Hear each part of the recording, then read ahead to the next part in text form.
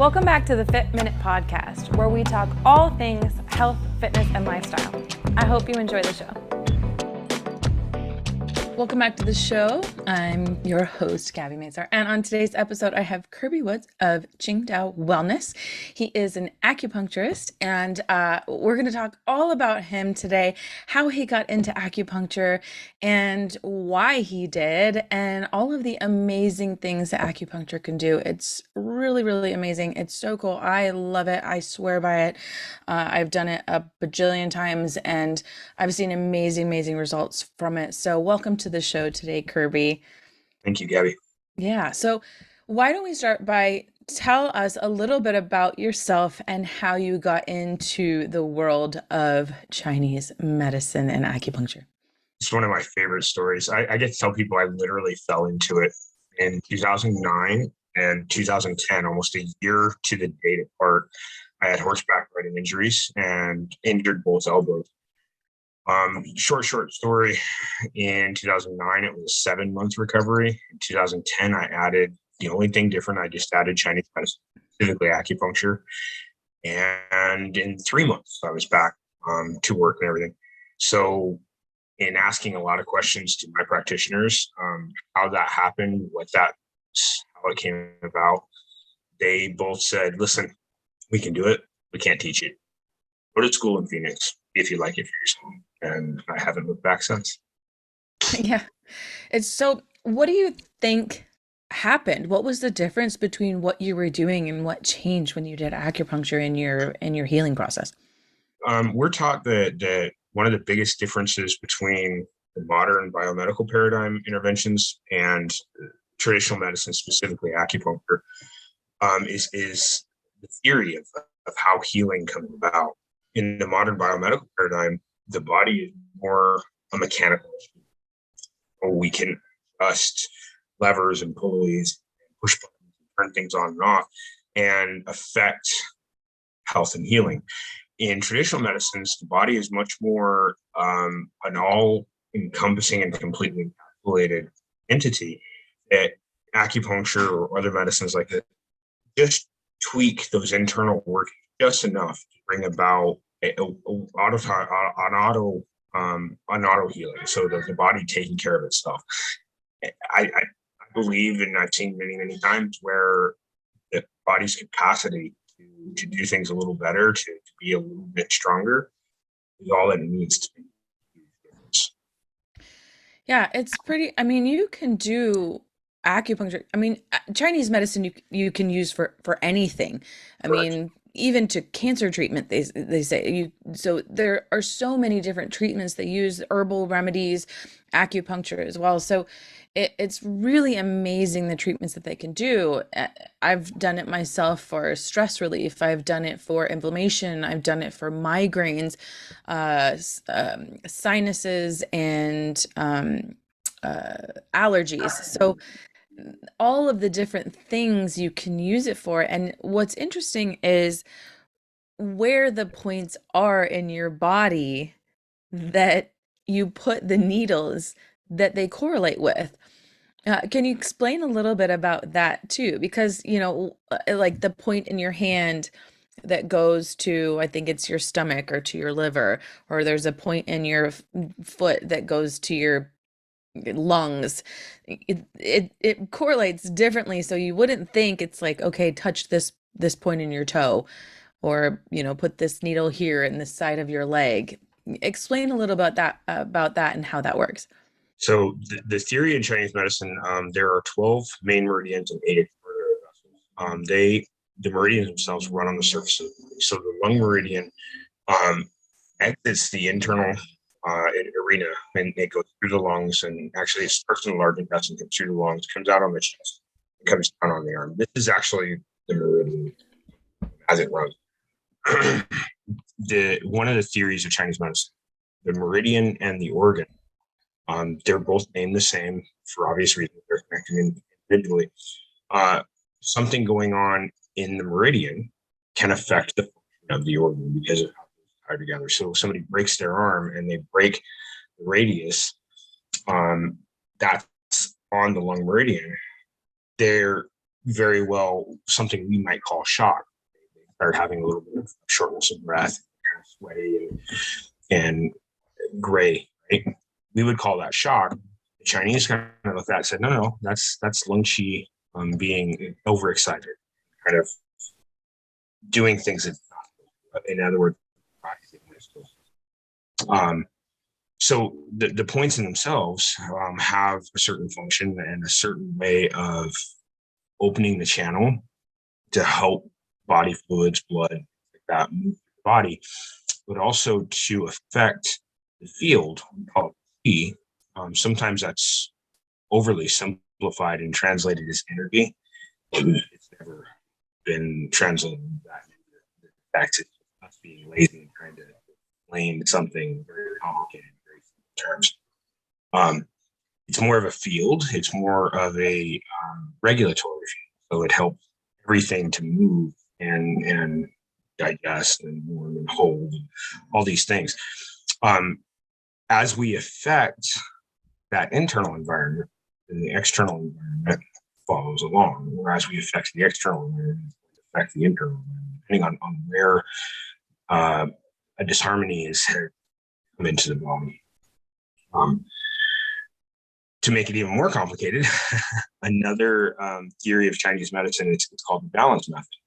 So the lung has a certain time period, a 2-hour time frame in the morning where it is its strongest. That same 2-hour time period in the evening happens to fall on the urinary. So you can affect, like you were talking about, a lung point on the leg. You can affect the urinary bladder and have that energy sort of pass back to the lung, that lung, by using the urinary bladder, all kinds of other cool ways. The value of having a acupuncturist, we have so many hours of hands-on training with patients, with fellow students, as well as classroom. And we're trained how to break the problem down and look at it from many different perspectives and views as possible to come up with the treatment for the patient at this time in this place. So it's complicated, but it's really fun. Yeah. So tell me a little bit about some patients that you have worked with and some results that you have seen, maybe some really cool things that you've done with people. Man, I have a lot of stories. I think I'll share two of some of my most favorite. My most favorite, I had an 84-year-old come in. She had her diabetes under control with pharmaceuticals for 15 years. Unfortunately, the under control means that peripheral neuropathy, her feet were tender and sore all the time. She walked very, very in a very particular manner, so very small steps and more of a shuffle. You didn't actually take the foot completely because of how painful she was. Had a heck of a time convincing her that acupuncture could work. She's deathly afraid of needles. So I snuck up on her and did some scalp acupuncture. Literally just did points on top of the head here. Some pretty strong stimulation with needles. And then I had her get up and walk with the needles still in. Immediately, the pain went away and her gait became much more normal. Her feet were much more spread and a normal pace on each foot. Couldn't believe it. Really wanted to know how it was exactly feet were tied together. And fun stuff. Became one of my most loyal patients. And that's generally what are the powers of acupuncture. So very quickly we'll get some pretty cool results, and then cumulatively over time, each treatment builds. We get a little bit stronger, a little bit longer. Everything according to plan. My other really most favorite, I had a woman, middle-aged, 35, 36, come in and absolutely debilitating anxiety. We would get into the cycle, into a panic attack, and just couldn't pull herself back. And really honestly would be in a fairly manic mode 2 or 3 days. And then kind of figure out the how to manage that trigger and kind of start to cycle. Immediately on the table, she had a pretty severe breakdown, crying, and it was kind of ugly. Um, Asked me to stay in the room with her. So we just talked, walked her through it, and helped her breathe, things like that. Immediately noticed that in that process of coming back to herself and having somebody else to kind of bounce these ideas off, in addition to the acupuncture, we broke that pattern. 2 years later, she has never had another. It changed, literally changed the way they're interpreting around her to a point that she became quote unquote normal.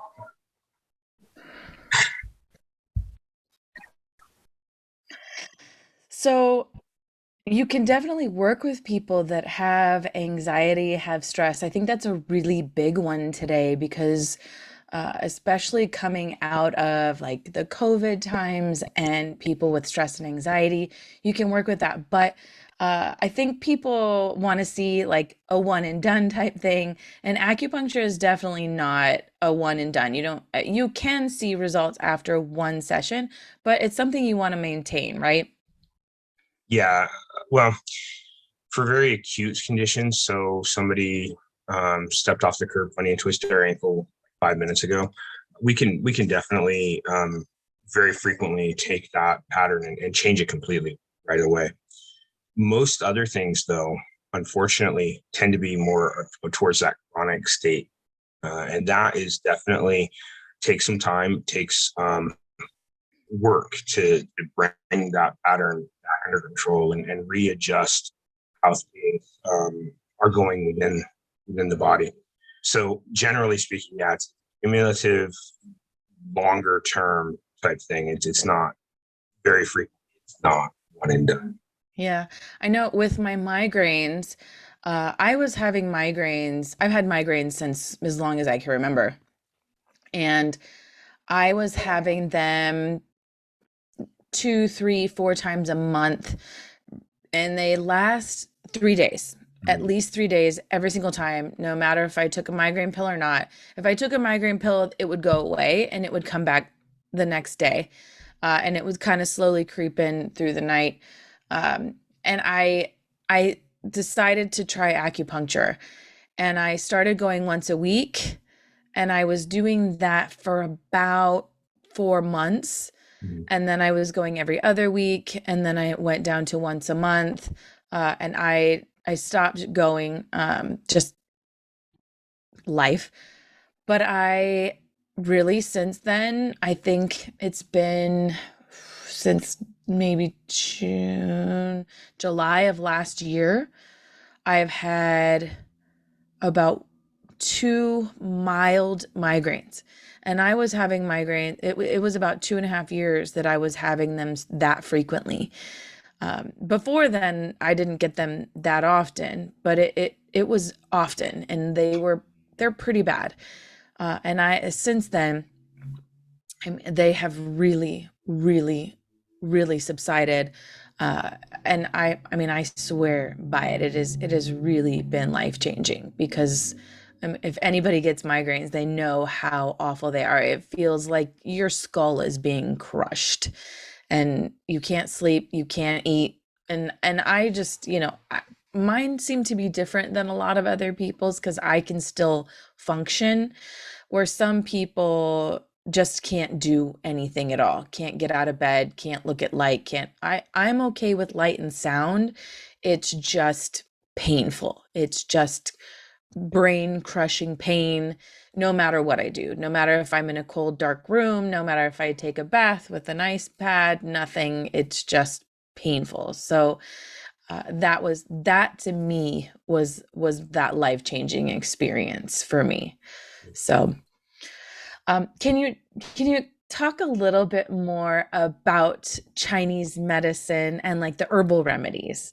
Because those are kind of fun and interesting, and like the teas, although some of them are pretty gross, but it's interesting because I think people think they might be a little bit like hooey, but but they do also work. I mean, they've been around for thousands of years. So tell us a little bit about that stuff too.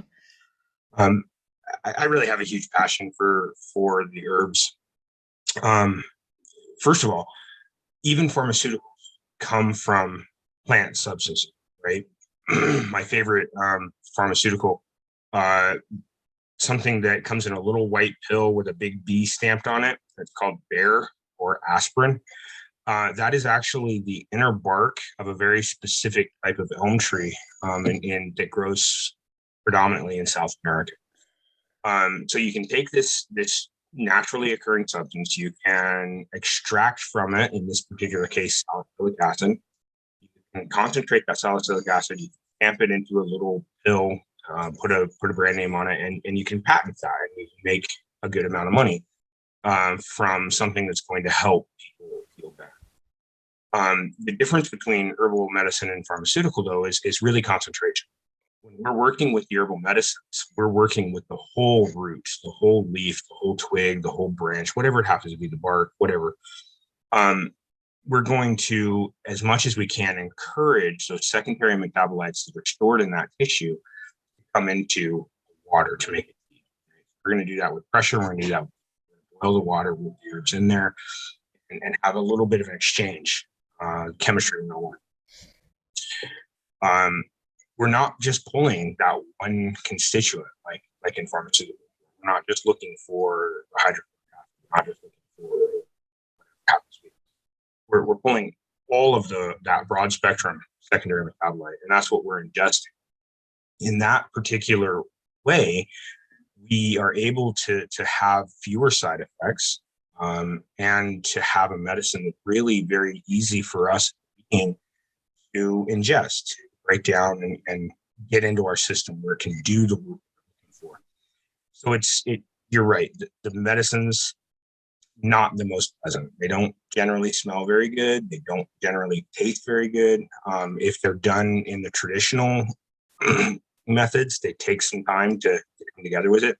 As the saying goes, all good things come to those who wait. So it's well worth it, to help with that time investment, that flavor, that smell, things like that. We do have many companies that will make, sometimes they're called patent herbs. I personally like prepared. They're put into tablets and pills, even granules that can be ingested, like more likely what we would do with a pharmaceutical. So it helps with compliance, it helps with the taste, it helps with the overall time investment, and still can very quickly make a difference for the patient. There's literally thousands of them, and they're all based on pattern. So somebody with the common cold is not going to get the same herbal treatment as somebody with a flu or with sinus congestion from allergies versus from overeating or something like that, right? All the pattern gets broken down, and that's where the power really comes in with Chinese medicine, how to make treatment match this individual patient and this individual disease pattern, this complaint. And not just Tylenol. And not just Tylenol. Yeah, correct. Right. Yeah. And what's interesting is with pharmaceuticals, there are a lot of side effects. And then you take something to counter the side effects of the pharmaceutical medication that you're taking, right? So Correct. you have whatever pill this is, and then you're taking, you get stomach pains or diarrhea from this, so you're taking something to counteract that. And then this one gives you anal leakage. So you're taking, I don't know, I'm just making stuff up, but you're taking something to counteract that. So now you're taking three pills because you have to take this one. When, I mean, yes, granted, okay, you have to take a bunch of herbs, but these are natural things that occur in nature. This is not, something that's created in a lab, that's put into a pill, that is, has synthetic things that are put into it, that's created from something put in nature. This is something that you've pulled from bark, put into a pill, and then put a bunch of crap into it, right? And don't get me wrong, I take thyroid medication every single day. I do take stuff for my migraines because it is necessary. Those things are necessary. I do believe in them. However, I try to do things as naturally as possible, as much as I can, because I believe in that too. I think that, Chinese medicine has been around, again, like I said, for thousands of years.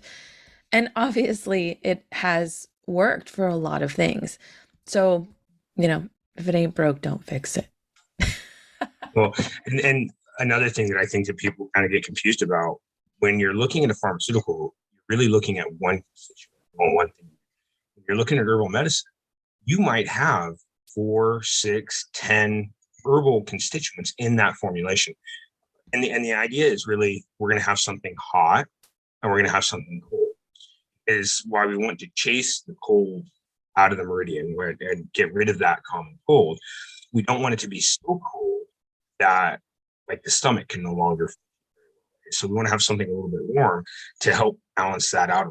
It's still going to be a slightly more hot than not, but we don't want to shock the system. And if we have herbs that are said to go up, then we also want to have some herbs to go down so that we don't send everything all up. Now all of a sudden the patient has high blood pressure and headaches as everything's coming up to get rid of this cold. So again, you want to balance that out a little bit so that the end result is just enough oomph to deal with the disease, but also balanced enough to not injure it. And that's a little bit different than how we look at things from the modern biomedical paradigm. Yeah, absolutely, because you're mixing things specifically for the person with whatever ailment they have. It's not, you're not just throwing one specific thing in them thinking, Mhm. okay, so this person has, heart disease, or this person has high blood pressure, or this person has, I don't know, a thyroid disorder, but you have to think about this specific person, all the ailments that they have, and not treat it just as a whole, right? Each person and each individual is different. And I think that's kind of where we've gone wrong with modern medicine. I talk about this a lot when I have, naturopathic doctors on my show, because with the naturopathic doctor, they sit with you. They talk to you. What is your diet like? What is your exercise like? What is your stress level like? What do you do on a daily basis? What's your job? What's your home life?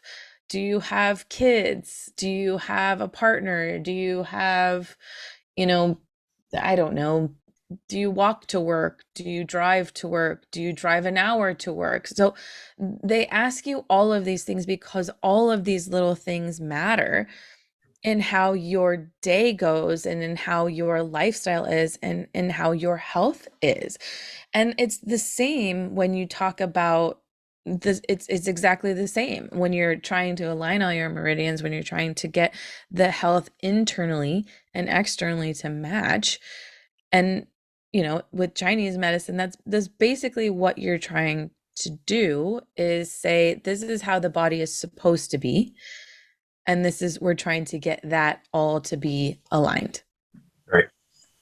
So Yeah, exactly. so I wanted to ask one more question, and now it has gone away from my head. That's Oh, the worst. crap. Where did it go? Okay. Well, whatever. Anyway, so uh, no, it's totally gone. That's great. Oh well, anyway.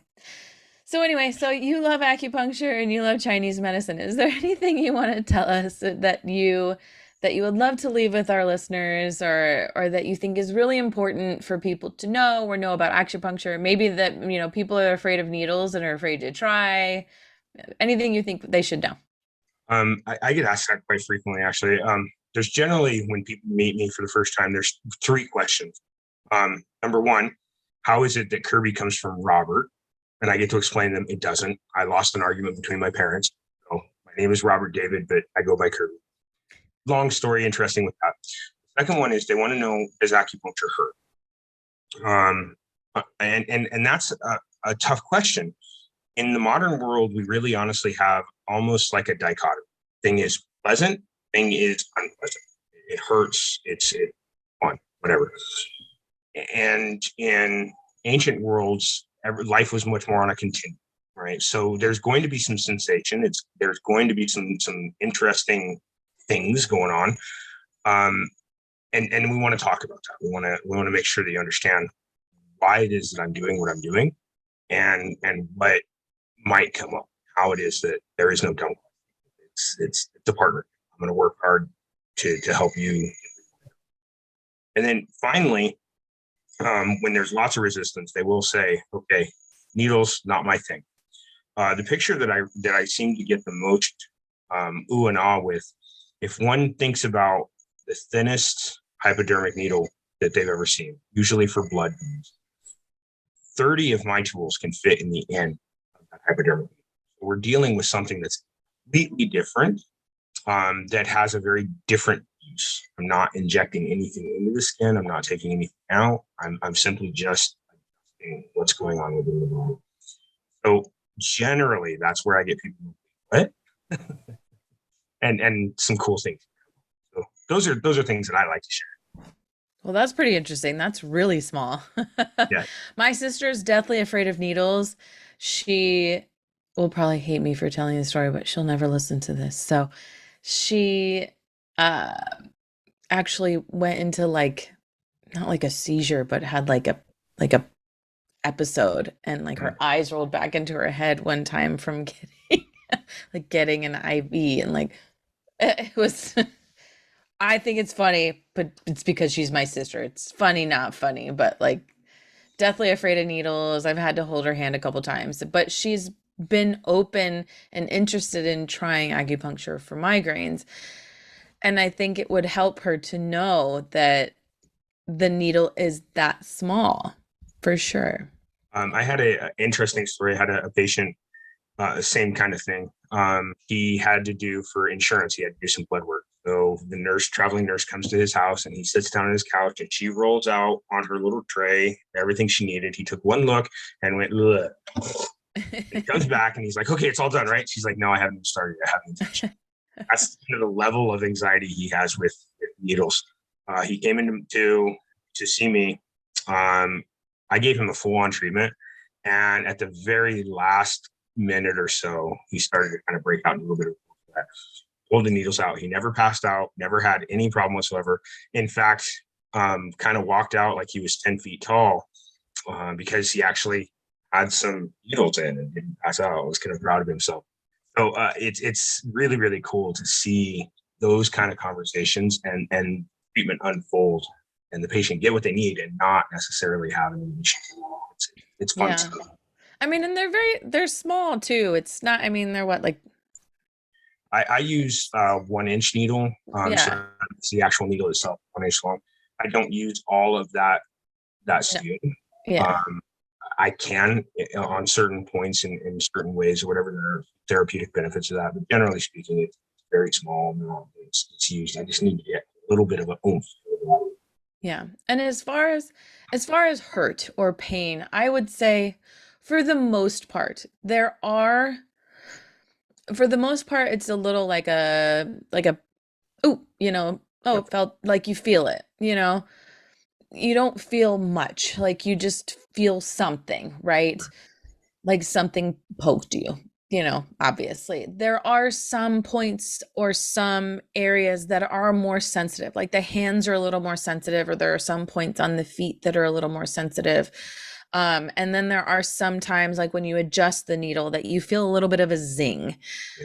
Yep. But that subsides really quickly. It's not painful like, oh my God, I can't stand this. This hurts so bad. It's like like, oh, okay, I felt that. And then it's gone.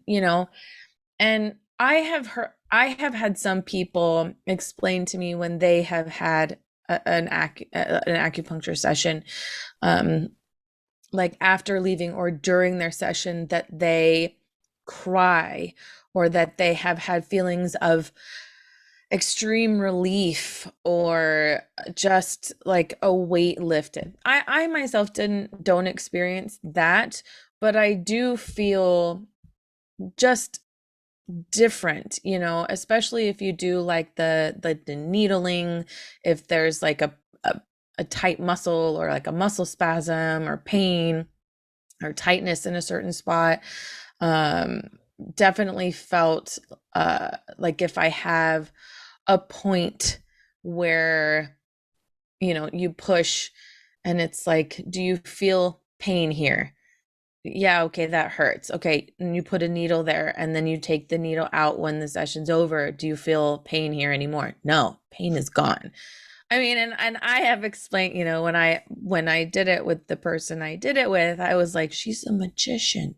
Like, this lady what is she's doing witchcraft? Because sometimes it's like, how is it even possible? It's crazy. It's just absolutely kind of, it's magic. It's magic because sometimes you really don't believe it, but it is helpful. It does work, and I am a believer. I highly recommend it. I love it. And if anybody has any issues under the sun, even a sprained ankle, I mean, I don't, is there something that you think people wouldn't come to acupuncture for that they could? Name like a few things. I get it quite often. So for instance, I was having a conversation with one of our good friends that we have in common. And he's like, "Well, you know what? You could see my daughter, but there's nothing really going on with me." And then later on in the conversation, yeah, I don't sleep too well, but that's normal. No, I can help. That's not normal. Not normal. Right? Um, in the 70s, the World Health Organization listed acupuncture as it's really good for pain. And so people tend to think of it as pain only.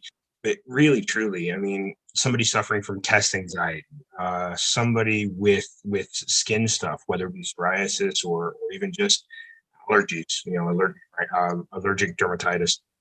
I can help with that kind of stuff. I can help food sensitivities, believe it or not. We can make a difference in that and help that. It's anything that comes into this the nature, whether it be psycho emotional type things, whether it be spiritual disharmonies, whether it's physical of any type. Um, in Chinese medicine, the nails, fingernails especially, are related to liver health. So if somebody had like a fingernail fungus or something, again, I can be of service for that. There are some things that it's way better to seek other things. I had a patient come to me and he had dropped something on his toe. The nail bed had become infected and he didn't really do anything to do with it. I looked at the toe. I'm like, "Ooh, we're almost to a gangrene infection here. At this point, I'm done. You go to the emergency room, get that taken care of, get that under control, and then come back." Right? Pharmaceuticals, antibiotics, things like that, they save lives and they're really important in that regard. I can do something with that. I'm running a risk of it got way ahead of me and the patient's in big trouble, right? So get that taken care of and then come back and let's build things up and help to repair from the sickness, from the treatment, and get you back into that state. And that's the value, in my opinion, is being integrated, knowing when to let's get you to something better, and knowing when to hit the ground running. We got this. Exactly. Exactly. Like I said, modern medicine has its place. It Yeah, absolutely has its place. And don't I I absolutely I have to take my thyroid medication. I absolutely have to do it. Otherwise I don't function. So know know when to do, and both, you can absolutely take antibiotics and do that, and then come back to you. One, because after you take antibiotics, you're going to have some gut issues too. So, yep. but thank you so much, Kirby. So if anybody's looking, and you do travel, you are a Correct. traveling person. So if anybody's looking to get a hold of you and wants to have you come to their workplace, their home, how do they get a hold of you? How do they find you? Probably the easiest way is by mobile phone. That's area code 480-459-4426. Okay.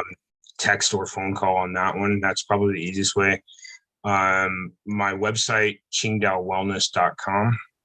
That's QINGDAOWELLNESS.com. That gives a breakdown of some of my story and what my services are and all that kind of good stuff. And there's ways to get a hold of me from that one as well. So those are probably the two easiest. Perfect. And then you're on Instagram as well. Correct. And I'll have all that in my show notes so people can find you off of that. But thank you so much, Kirby, for sharing everything today and sharing your insight and stories. I love it. I love it. I love acupuncture. I totally swear by it. And I think everybody should come see you and just be well, be healthy and well, and find their best self and feel better all around. So Absolutely. yeah, Thank you, Gabby, for hosting me. I appreciate it. absolutely. So thank you so much, and thank you everyone for listening. We will see you all next week. Thank you.